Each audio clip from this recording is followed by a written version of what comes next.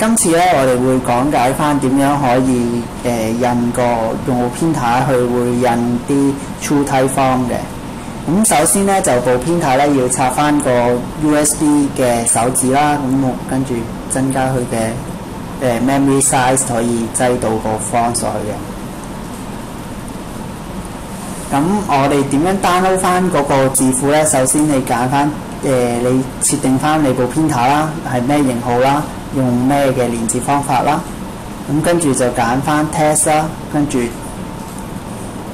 揀翻 form type， 跟住有個 True Type Form 嘅。咁你就首先會揀翻 download True Type Form， 跟住揀翻你想要 download 嘅字庫。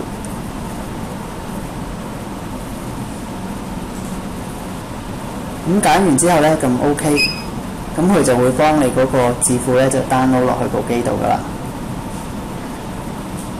我今次個例子咧就會 download 隻日文字庫，咁 download 完之後咧，咁就會再 download 個 True Type Table， 咁就揀翻日文嗰個 JIS file，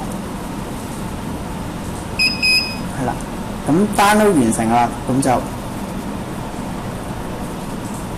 咁當 download 完成之後咧，咁就可以咧就會可以會印得部 printer 噶啦。咁首先你去將嗰部printer 啦，咁就 share 咗出嚟先，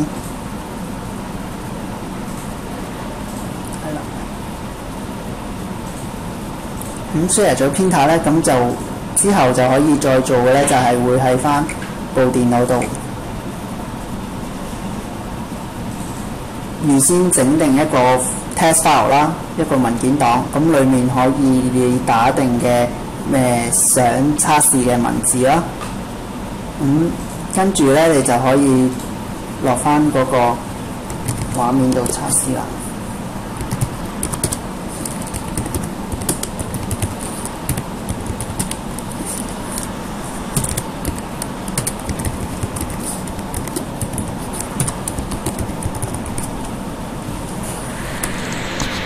咁就會當佢印出去之後咧，咁就部 printer 咧就會可以印到你所需要嘅文字咯。